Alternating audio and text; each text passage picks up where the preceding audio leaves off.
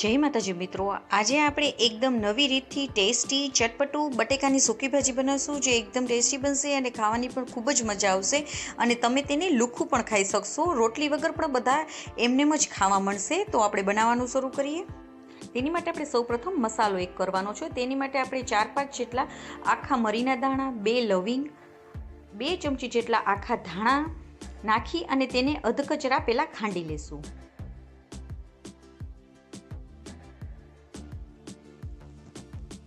અધકચરા આવી રીતે ખંડાઈ જાય એટલે હવે તેમાં આપણે એક લીલું મરચું, એક આદુનો કટકો અને થોડી કોથમીરને દાંડલા સહિત નાખી દઈશું તેમાં.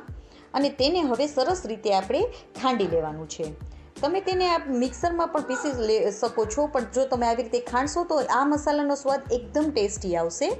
તો આપણો મસાલો રેડી થઈ ગયો છે. અહીંયા બટેકાને બાફી લીધા હતા, ઠંડા થઈ ગયા પછી છાલ ઉતારી અને તેના આ પીસ કરી લીધા છે. આપણે આ સાઈઝના પીસ કરી લેવાના છે.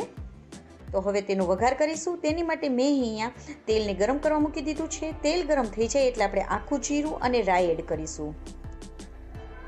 સાથે આ હિંગ એડ કરી દઈશું.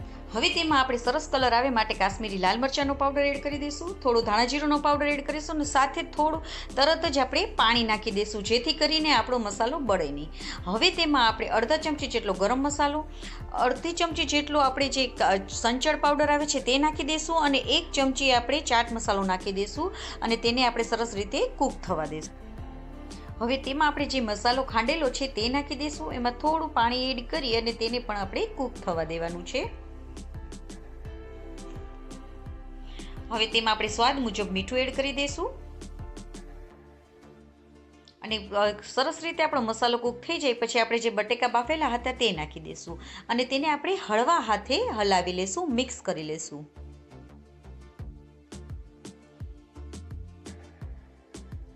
તો છે ને આપણી બટેકાની સૂકી ભાજી રેડી થઈ ગઈ છે, જે એકદમ ટેસ્ટી બને છે.